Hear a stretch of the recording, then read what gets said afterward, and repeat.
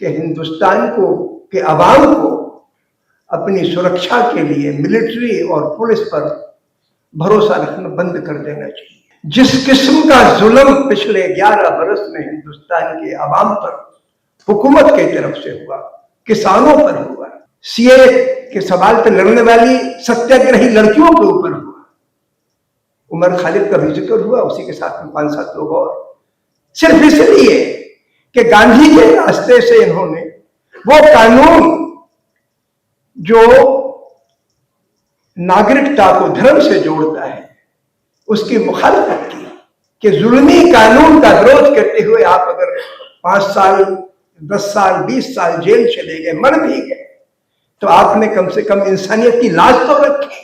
कचहरियां, police थाने आतंक के अड्डे बन गए और पिछले 11 वर्ष में तो आतंक की हद लांघी, आतंक ने हद लांघ दी है। परमाणु बम से बड़ा बम एक और बनाया 20वीं सदी में इसी तबके में जो एलीट है, और वो है नफरत का बम, प्रेजुडिस का बम। हंसी मजाक हो सकता है, लेकिन संजीदा सवाल पे अगर आप बात उठाई तो आपको देशद्रोही, गद्दार और लिंच करने की नौबत आ सकती है।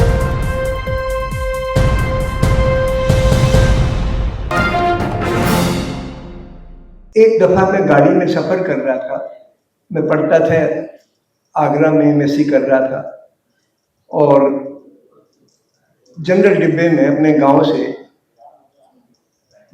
आगरा आ रहा था, तो 5 घंटे खड़े खड़े हो गए थे।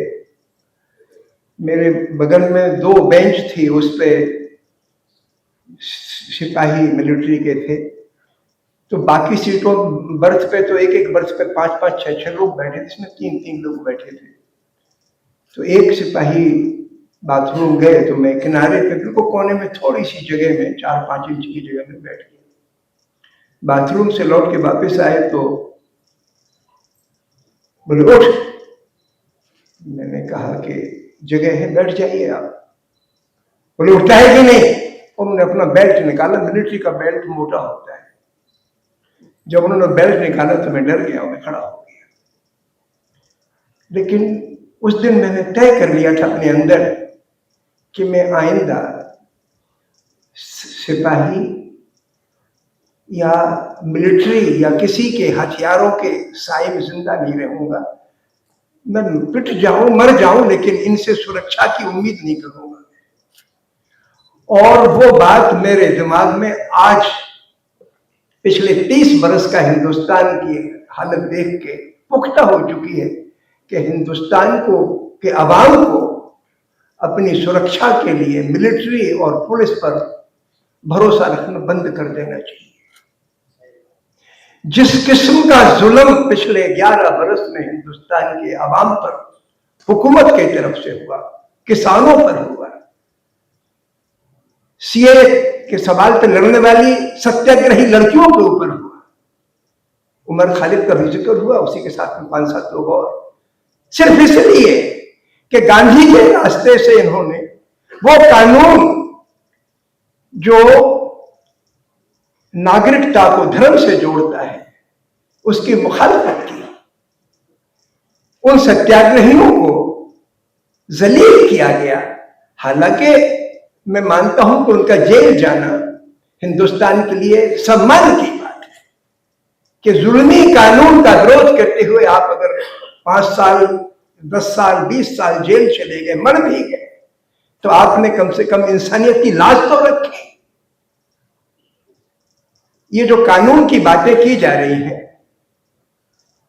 दुनिया में साम्राज्यवाद अभी मरा नहीं है, ये साम्राज्यवादी कानून है। जो कानून इलीट को सुरक्षित रखे, 15-20% अवाम को, ये लोगों को, और अवाम के दायरे में आज भी हमारे हिंदुस्तान का कोई भी आदमी अगर किसी मुकदमे में फंस गया, गवाही देनी पड़ जाए, तो उसकी जान निकल जाती है। कचहरियां, पुलिस थाने आतंक के अड्डे बन गए, और पिछले 11 वर्ष में तो आतंक की हद लांघी, आतंक ने हद लांघ दी है। पहले हम सोचते थे कि लिंच करने वाले बदमाश होते हैं, ये डकैतियां डालने वाले बदमाश होते हैं। लेकिन जब से पुलिस का रवैया, प्रधानमंत्री का रवैया, गृह मंत्री का रवैया देखा कि संसद में सांसद नहीं बोल सकता, असेंबली में एमएलए नहीं बोल सकता, पीएमओ फैसले करेगा, इनको अंगूठा लगाना है, और अगर आप विरोधी पक्ष के हुए तो आपको बोलने नहीं दिया जाएगा, और डराया धमकाया जाएगा, लोग लालच किया जाएगा। तो इस तरीके से कायदे कानून पर हमले, इसको रोकने की जिम्मेदारी कौन करेगा? ये उमर खालिद भी करेगा, वो लड़की करेगी जो जेल में बंद है, ये हम सबको करने की जरूरत है। मैं चाहता हूं कि हम लोग अदालतों का, पुलिस थानों का विकल्प अपने समाज में खड़ा करें। गांव गांव में 4-4, 8-8 इंसाफ पसंद, सच को सच देखने वाले और सच कहने वाले लोग खड़े करने की जरूरत है। तब हम इस मुल्क का माहौल बदलेंगे। मेरे दिमाग में ये बात चलती रहती है। मैं 36 साल से फिरका वारियत के सवाल पे काम करता हूं, और ये मेरी उस ट्रेन की वारदात के समय से मेरी धारणा बन गई कि बंदूक, बम, तमंचे जुल्म की मुखालफत करने का औजार नहीं है। जुल्मियों के साथ तो जुल्मियों को तो मदद करते हैं। परमाणु बम से बड़ा बम एक और बनाया 20वीं सदी में इसी तबके में जो इलीट है, और वो है नफरत का बम, प्रेजुडिस का बम। मैं समझता हूं कि हमारे लिए उसका मुकाबला करने के लिए अपने अपने मोहल्लों में, अपने अपने इलाकों में लोग खड़े करते हैं। एक बात आखिर में मैं तालीम के बारे में कहना चाहता हूं कि हमारी शिक्षण संस्थाएं एक जमाने में आजादी के मकाम हुआ करते थे। बोलने की आजादी थी, बहस की आजादी थी, लेकिन आज उनके ऊपर बिठा दिए गए ऐसे लोग कि वहां बोलने की आजादी नहीं है। हाँ, आसमान की और मौसम की बातें तो कर सकते हैं कि बहुत तेज बारिश होने वाली है, जरा ऐसा कर लो वैसा कर लो, इस बातें तो हो सकती है, हंसी मजाक हो सकता है। लेकिन संजीदा सवाल पे अगर आप बात उठाई तो आपको देशद्रोही, गद्दार और लिंच करने की नौबत आ सकती है। तो हमें उसको आजाद करने की जरूरत। हमारी नई पीढ़ी इन्हीं शिक्षण संस्थाओं में पनप रही है। मैं चाहता हूं कि उन बच्चों में, कॉलेज में जाकर तो हम बात नहीं कर सकते, उनके घरों में, मोहल्लों में जाकर हम ये बात करें कि आप इंसान बन के पैदा हुए हो, अल्लाह ताला ने आपको आंखें दी हैं, खोलो, सच्चाई देखो।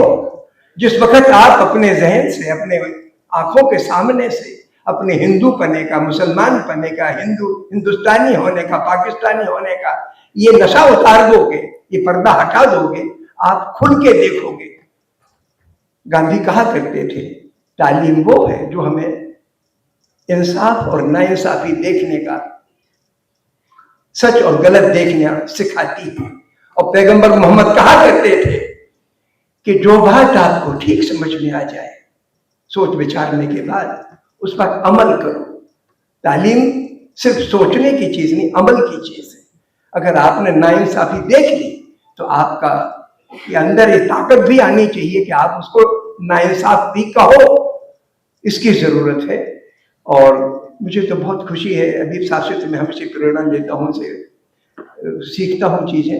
और अभी कई लोगों ने, आपने जो जज साहब ने बात रखी, अनिल चौमड़िया साहब ने बात, बड़ी बड़ी बातें हुई, सबने बहुत खूबसूरत बातें कही और बड़ी हिम्मत मुझे मिली। बहुत बहुत शुक्रिया।